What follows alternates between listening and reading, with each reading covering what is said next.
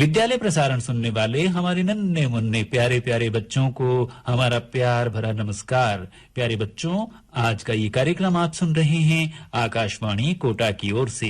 कक्षा 4 के बच्चों के लिए आज पर्यावरण अपना परिवेश विषय से पाठ 10 हम आपको सुनवाएंगे।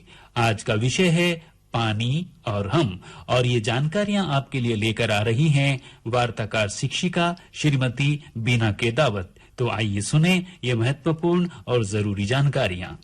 प्यारे विद्यार्थियों, आप सभी को मेरा प्यार भरा नमस्ते। आज का पाठ शुरू करने से पहले मैं आपको एक छोटी सी कविता सुना रही हूँ। वो इस प्रकार है। प्यास लगे तो पिए पानी, नहाने धोने में भी पानी, पौधों में हम डालें पानी, कुत्ता बिल्ली मांगे पानी, बिन पानी हम जी ना पाए, फिर पानी क्यों व्यर्थ बहाए, नल में खुला न छोड़े पानी, टप टप टप ना बहाए पानी, पानी को तुम खूब बचाओ, इस धरती को स्वर्ग बनाओ। बच्चों, इस कविता को सुनकर आप समझ गए होंगे कि यह कविता किस बारे में है।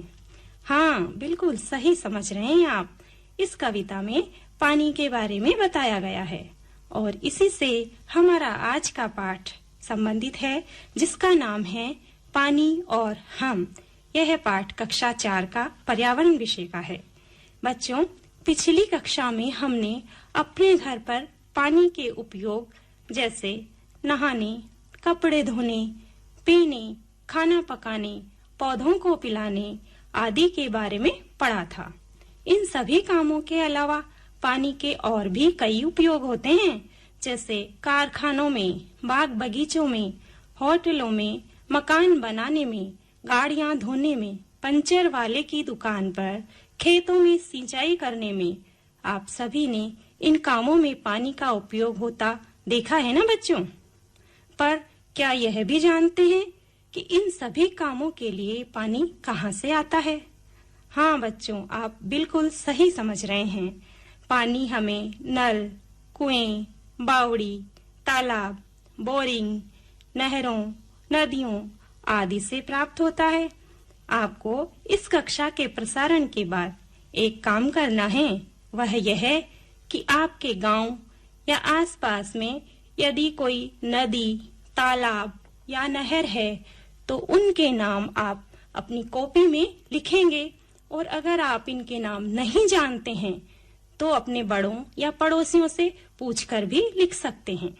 साथ ही आपको यह भी पता करना है कि इन जल स्रोतों का मतलब होता है जल के साधनों में साल भर पानी रहता है, या फिर किस मौसम में पानी कम और किस मौसम में अधिक हो जाता है। बच्चों, सामान्यतया इनमें गर्मी के मौसम में पानी कम हो जाता है या सूख जाता है, और बरसात के मौसम में पानी बढ़ जाता है। साथ ही यहाँ पर मैं आपको एक और जरूरी बात बताती हूँ कि हमारे राज्य राजस्थान में जो चंबल नदी है उसमें साल भर पानी रहता है, और इसीलिए इसे सदा नीरा भी कहा जाता है। सदा नीरा का मतलब होता है जिसमें हमेशा पानी रहता है। बाकी की नदियाँ बरसाती हैं, जिनमें साल भर पानी नहीं रहता है। उनमें बरसात के अनुसार पानी का स्तर कम या ज्यादा हो जाता है।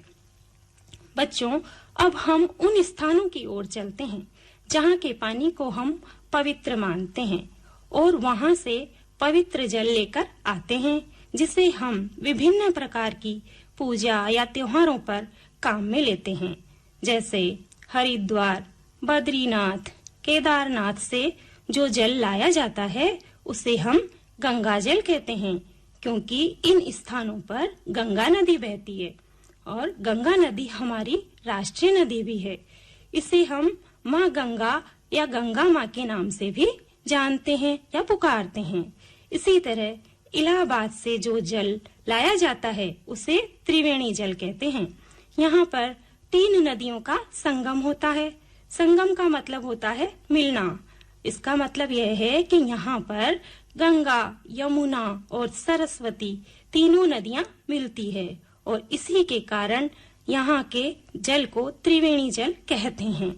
बच्चों, अब हम बात करेंगे उन 30 त्योहारों और रीति रिवाजों की जो कि जल स्रोतों के पास मनाए जाते हैं, जैसे कार्तिक मास का स्नान, जिसे गांव में काती नहाना भी कहते हैं। और इसके बारे में तो आपने जरूर सुना ही होगा, क्योंकि आपने अपनी दादी, नानी, मम्मी या दीदी को भी ये स्नान करते हुए देखा होगा, सुना होगा। यह स्नान दीपावली के 15 दिन पहले शुरू हो जाता है और दीपावली के 15 दिन बाद समाप्त होता है। यह समय जो होता है वो कार्तिक महीने का होता है और इसीलिए इसे कार्तिक मास का स्नान कहते हैं। इसी तरह माघ मास का स्नान होता है जो कि माघ के महीने में किया जाता है। और अगला है यम द्वितीया का स्नान। इसमें भैया दूज के दिन भाई बहन यमुना नदी पे स्नान कर यमुना के तट पर भाई अपनी बहन को वस्त्र, गहने आदि भेंट करता है। इसी तरह मकर संक्रांति पर भी पवित्र जल स्रोतों पर स्नान किया जाता है। बच्चों, अब हम पानी के बहने की दिशा का पता लगाते हैं और इसके लिए हमें एक छोटा सा प्रयोग करना है। वह प्रयोग इस प्रकार है कि हमें एक स्केल तो आप जानते ही होंगे, जिसे आप पटरी भी कहते हैं, जो लाइन खींचने में आपके काम आती है, उसे लेंगे और उस पर पानी की कुछ बूंदे डालेंगे। पानी की बूंदे डालने के बाद हम स्केल का एक सिरा थोड़ा ऊपर उठाएंगे तो हम देखेंगे कि पानी की जो बूंदे हैं वो बहने लग जाती है। किस तरफ? नीचे की तरफ।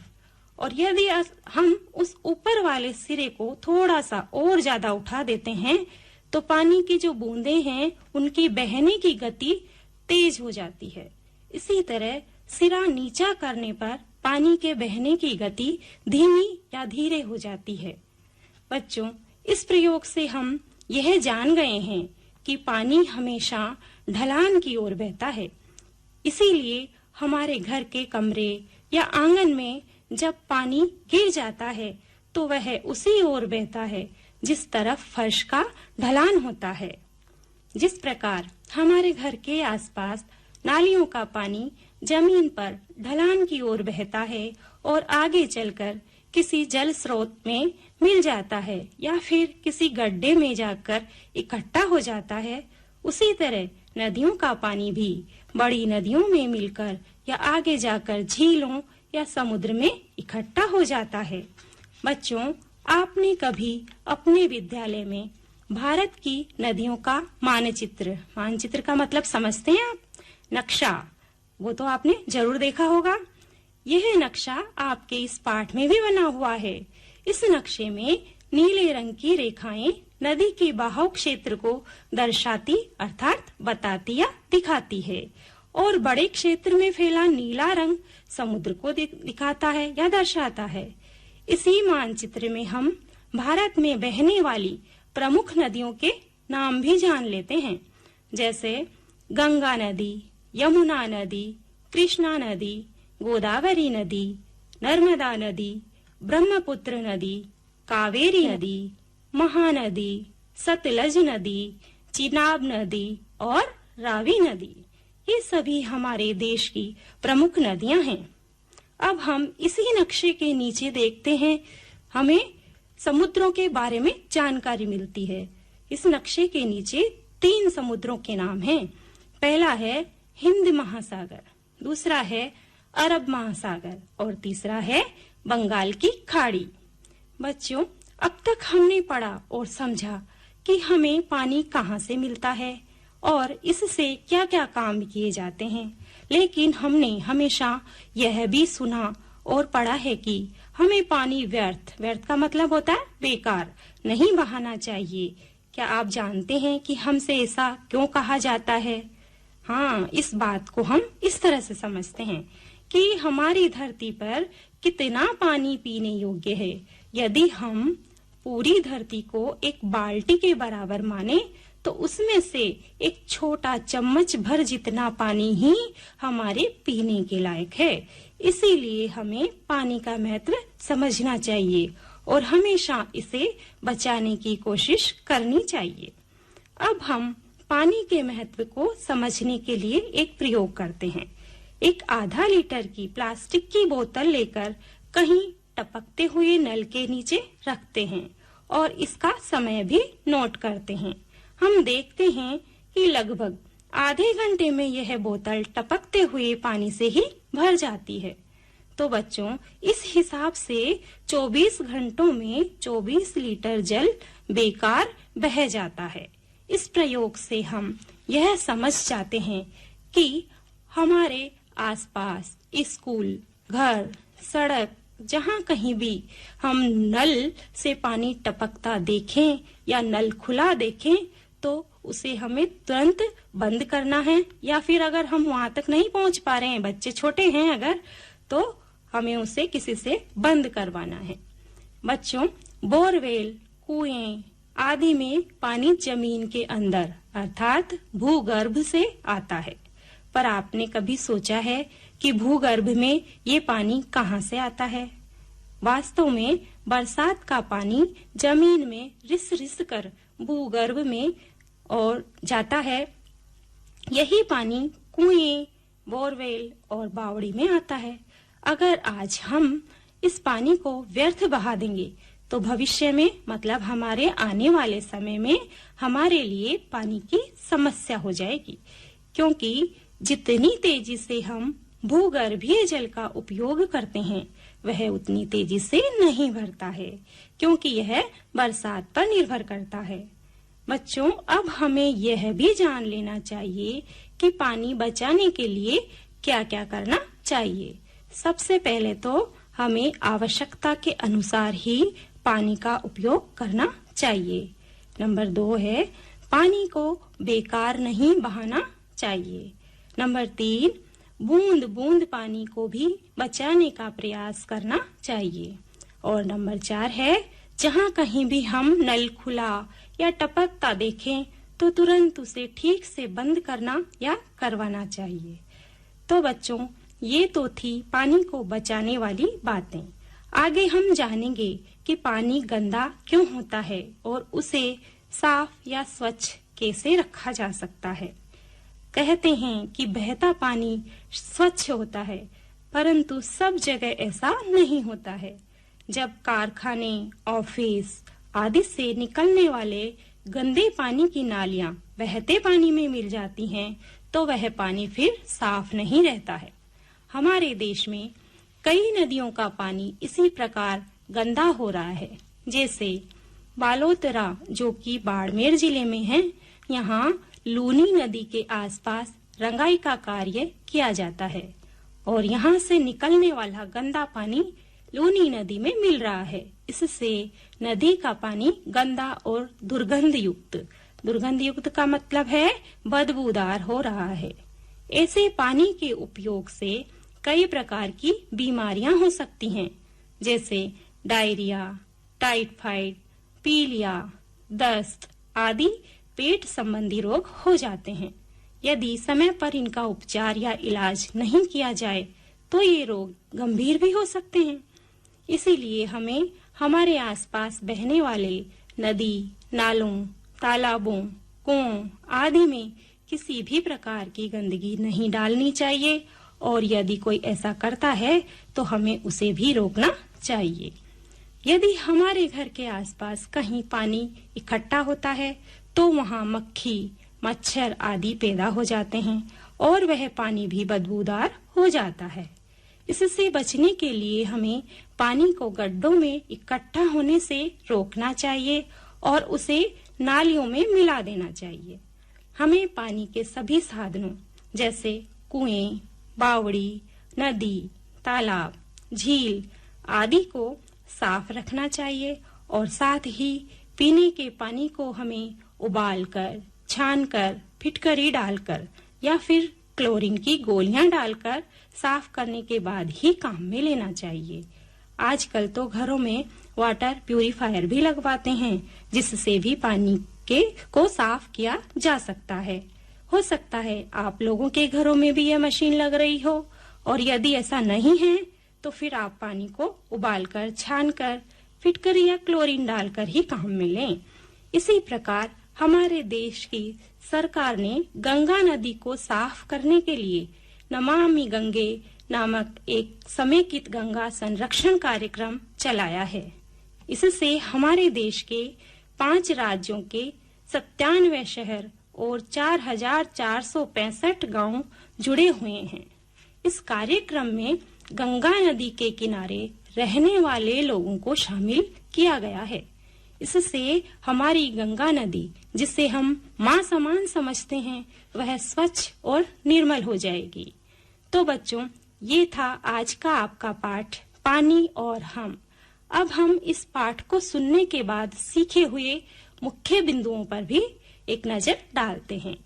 पहला है, पानी का अनेक काम धंधों में उपयोग होता है। दूसरा है, हमें पानी व्यर्थ नहीं बहाना चाहिए। तीसरा है, पानी हमेशा ढलान की ओर बहता है। चौथा है, पानी में किसी भी प्रकार की गंदगी नहीं डालनी चाहिए। पांचवा है, दूषित जल पीने से हम कई बीमारियों के शिकार हो सकते हैं। और छठा है, हमें साफ स्वच्छ जल ही पीना चाहिए। अब आपको कुछ प्रश्नों के उत्तर अपनी गृह कार्य की कॉपी में लिखने हैं और वो प्रश्न इस प्रकार हैं जो आपकी किताब में भी हैं और मैं भी आपको पढ़कर सुना रही हूँ। पहला प्रश्न है, आपने बहता पानी कहाँ-कहाँ देखा है? दूसरा प्रश्न है, पानी व्यर्थ क्यों नहीं बहाना चाहिए? तीसरा प्रश्न है, पानी मैला या गंदा कैसे हो जाता है? और चौथा प्रश्न है, पानी को साफ कैसे रखा जा सकता है?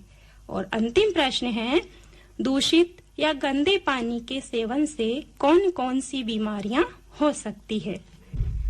अब हम इस पाठ में आए हुए कुछ कठिन शब्दों के अर्थ भी एक बार दोबारा समझ लेते हैं।